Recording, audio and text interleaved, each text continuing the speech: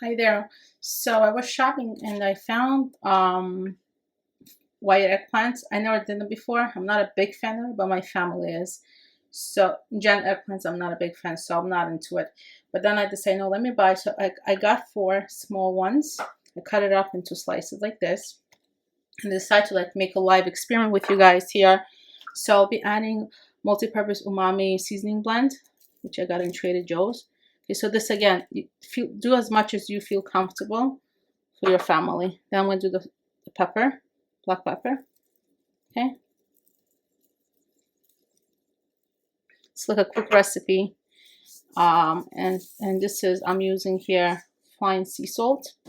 So the trick here that and also my family loves salsa. So I have the mild chunky salsa. So I'll be putting it on top. This is the trick that I'm trying to do with this recipe. I'm using about a third of this can. Okay, so not too much. Just see. Let me put in more.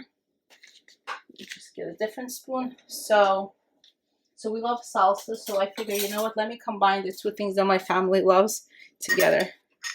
So I'm using about a third of it. Okay. There's the bottle. Now we're gonna mix it in. Okay. And I tried the eggplant just out of curiosity to see if it's bitter. It was not bitter, so I think this should work out nice. And I have extra virgin olive oil, and just drizzle it.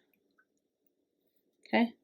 So you're gonna put it in for about you're gonna put it on 375 or between 375 400, whatever you feel comfortable doing, and for about 20 minutes, 25 minutes. You have to see when it's ready. I never tried this, so it's a live experiment, like I said before, and see how it comes out.